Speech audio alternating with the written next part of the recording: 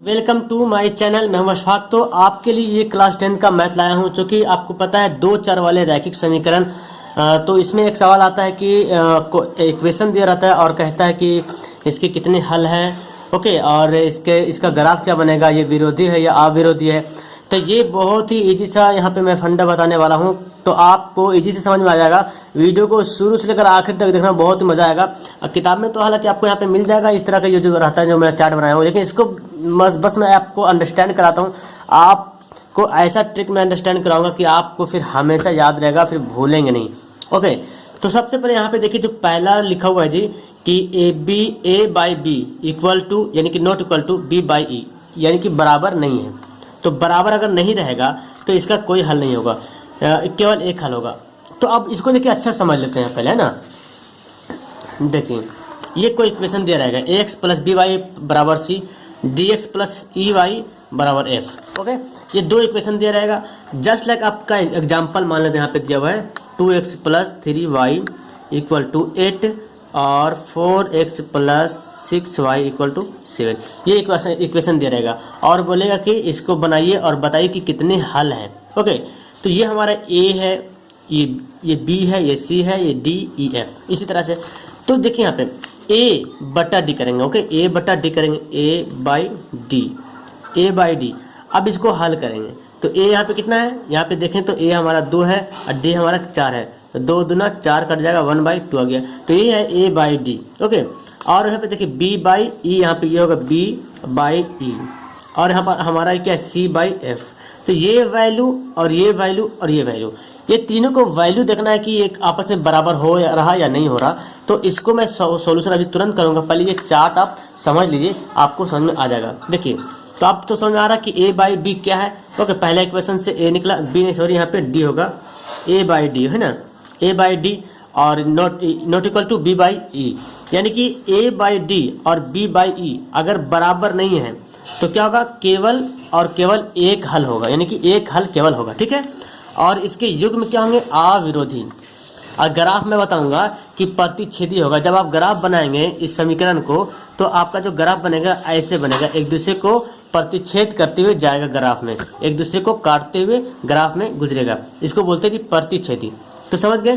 फिर दूसरा इक्वेशन देखिए कि अगर आपका ए डी है ना, अब बराबर है बी ई के और सी एफ के भी बराबर है, यानी कि ए बाई डी भी बराबर है और बी बाई ई और बराबर सी बाई एफ। तो यहाँ पे तीनों अगर बराबर रहेगा, तीनों अगर बराबर रहेगा तो क्या होगा, अनगिनत हल। अनगिनत हल कहने का मतलब बहुत सारा हल इसका हो सकता है, और उस युग्म को बोलते हैं आश्रित युग्म। तो डायरेक्ट एग्जाम में पूछा जाता है कि इसमें से कौन सा युग्म है, इक्वेशन दे देगा और आपका युग्म पूछा जाएगा। और इसका अगर ग्राफ बनाया जाए तो संपाती बनेगा। संपाती के कहने का मतलब कि एक ही लाइन के ऊपर दूसरा लाइन।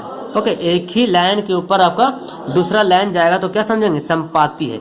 यहाँ पे देखें मोटा, जब आप ग्राफ बनाएंगे तो एक ही लाइन के ऊपर जो है दूसरा लाइन कवर करेगा, चढ़ जाएगा, तो उसको क्या बोलेंगे, संपाती बोलेंगे। तीसरा युग में देखिए, यहाँ पे ए बाई डी है जो बराबर है बी बाई ई के, लेकिन सी बाई एफ के बराबर नहीं है। तो इसको क्या बोला गया, कोई हल नहीं है। और इसको क्या बोलते थे, विरोधी युग में बोलते, विरोधी है। और यहाँ पे जो ग्राफ बनेगा वो क्या बनेगा, समांतर। समांतर कहने का एक ऐसे लाइन जाएगा और एक ऐसे लाइन जाएगा। यहाँ पे मैं आपको बताया कि दोनों डबल लाइन रहेगा, एक ही पे एक के रहेगा। और यहाँ पे समांतर एक लाइन यहाँ रहेगा तो नीचे दूसरा लाइन रहेगा। तो आप समझ जाएंगे कि ये क्या है, विरोधी युग में है। तो जब भी आपका ग्राफ मिलेगा और इससे विरोधी युग में रहेगा तो आपका ग्राफ इस तरह से बनेगा। अगर आश्रित युग में रहेगा तो आपका संपाती बनेगा, एक ही लाइन पे एक ही चल जाएगा। अगर अविरोधी युग में रहेगा तो प्रतिच्छेदी बन जाएगा। अब देखिए, इसको समझ लीजिए कि कैसे इसको होता है। देखिए, यहाँ पे सबसे पहला फंडा है कि A by D not equal to B by E, यानी कि पहले ही बार में बराबर नहीं है, तो इसको क्या बोल दिया, अविरोधी बोल दिया। लेकिन यहाँ पे देखिए क्या यहाँ फंडा हो रहा है, पहले बार बराबर हो गया लेकिन दूसरा बार बराबर नहीं हो गया, तो इसको क्या बोल दिया, विरोधी। जस्ट लाइक आप यूँ समझें कि आप और आपका कोई दोस्त है। ओके, और आपका दोस्त पहले ही बार अगर आपको धोखा दे दिया है, छोड़ दिया है, कोई गलती था और आपको जब समझाया तो आपको लगा ये मतलब गलत काम कर रहा है, छोड़ दिया, लेकिन आपको अच्छी बात बताया, वो धोखा दे दिया, मे भी, है ना। तो पहले ही बार में आपको धोखा दे दिया है, तो उसको क्या बोल दिया आप, अविरोधी, मतलब विरोध करने वाला वो नहीं है। लेकिन जिसको बोलते हैं छुपा रुस्तम बोलते हैं, पहले ही बार तो आपका बराबर है, पहले बार तो आपको साथ दिया लेकिन दूसरा बार जाकर छोड़ दिया। तो ऐसे में देखा जाता है कि बहुत गुस्सा आ जाता है ना कि जब एक दोस्त है हमारे साथ हर बार हमारा साथ दे रहा लेकिन अंतिम में जाकर साथ नहीं दिया, तो इसको क्या बोलते थे, विरोधी युग्म बोलते हैं, सबसे बड़ा दुश्मन बोलते हैं उसको। और उसको बोलते जाओ तुम मेरे लिए कुछ नहीं हो, कुछ नहीं। तो हम उसको क्या बोलेंगे, कोई हल इसका नहीं होगा। लेकिन ये बेचारा पहले ही बार आपको साथ नहीं दिया, हेल्प नहीं किया, तो इसको आपने माफ़ कर दिया और बोल दिया तुम विरोधी हो, चलो एक चांस तुमको दे देते हैं, एक चांस, यानी कि उसको माफ़ कर दिया। एक हल, केवल एक हल उसको दे दिया जाता है। लेकिन यहाँ पे पहले साथ दिया और फिर अंतिम में आकर छोड़ दिया, तो उसको कोई हल नहीं उसको दिया, उसको कोई भी जगह नहीं देते हैं ना, उसको क्या बोलते हैं, विरोधी, सबसे बड़ा दुश्मन है। लेकिन यहाँ पे तो सिंपल फंडा, तीनों में बराबर है। तो तीनों बराबर का मतलब क्या, तीनों हमेशा जिंदगी के साथ, जिंदगी शुरुआत में भी था और मरने के बाद भी साथ में है जी, हमेशा बराबर। तो इसको बोलते हैं अनगिनत हल, यानी कि आश्रित, हमेशा क्या है, एक दूसरे पे डिपेंड रहता है, आश्रित रहता है। और जाहिर सी बात, आश्रित कैसे रहता है, एक ये लाइन गया तो दूसरा भी इसी लाइन पे जाएगा, इसको बोलता है जी आश्रित बोलता है। ओके, तो आई थिंक आपको ये फंडा समझ में आ गया होगा। आइए अब सवाल को यहाँ पे बनाते हैं। देख रहे हैं आपका सवाल यहाँ पे दिख रहा होगा। समीकरण दिया हुआ है 2x + 3y = 8, 4x + 6y = 7 के कितने हल हैं। तो आप इसको पहले अरेंज कर लेंगे, a/d, a कितना हमारा 2 है और d कितना है 4 है, 2 दूना 4 यानी कि 1/2। चलिए 100 तो हो गया। अब हमारा निकालें ये b हो गया ना, b/ और ये क्या है e, तो b कितना है 3 है और e कितना है 6 है, 3 दूना 6 यानी कि 1/2।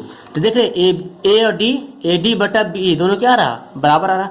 अच्छा अब क्या बचा, C/F, C कितना है हमारा 8 है, F कितना है 7 है, तो ये तो बराबर नहीं आया है। यानी कि रूल अगर देखा जाए तो AD बराबर हो गया BE की, है ना जी, AD और BE की क्या हो गया, बराबर हो गया। लेकिन ये क्या हो गया, बराबर नहीं है, लास्ट में आपको धोखा दे दिया है। सॉरी, यहाँ पे CF लिखना है, CF है ना, CF।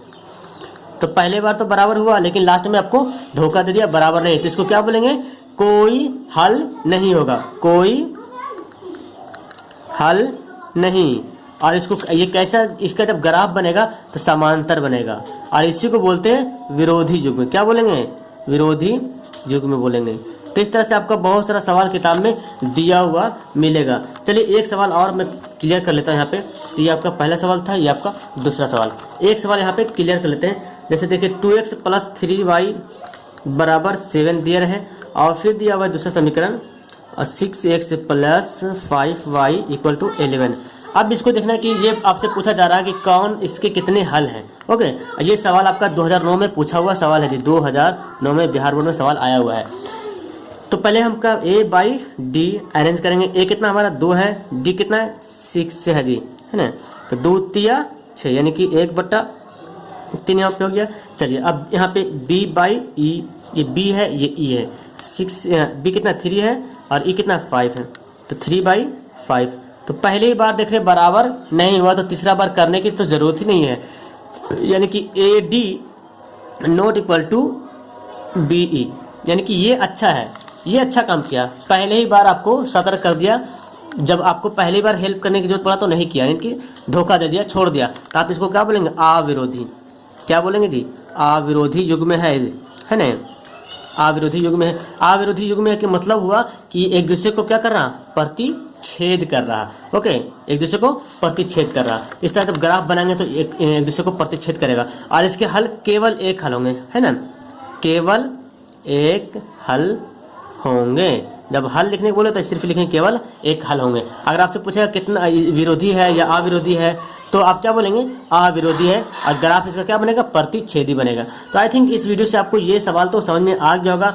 तो अगर आपको इस सेक्शन से आपको कुछ डाउट लगता है तो मुझे कमेंट बॉक्स में कमेंट जरूर कीजिएगा और आपको वीडियो कैसी लगी लाइक करके बताइएगा। ओके, और चैनल पर नए आए हैं तो सब्सक्राइब कर लीजिए, अपने दोस्तों को भी शेयर कर दीजिए। और हमेशा डेली सुबह 7 बजे और शाम को 7 बजे आपका लाइव टेस्ट होता है, लाइव टेस्ट में ज़रूर आइए। अगर आप मेरे से जुड़ना चाहते हैं तो टेलीग्राम पे एप्लीकेशन डाउनलोड कीजिए, वहाँ पे सर्च कीजिए AA ऑनलाइन सॉल्यूशन 2021 ये सर्च कीजिएगा तो एक आपका ग्रुप खुल जाएगा और ग्रुप में आप ज्वाइन हो जाइए। आप वहाँ से डायरेक्ट मेरे से जुड़ सकते हैं, डायरेक्ट मेरे से कॉन्टेक्ट कर सकते हैं। तो चलिए मिलता हूँ मैं आपको नेक्स्ट वीडियो में। That's all, thank you everyone.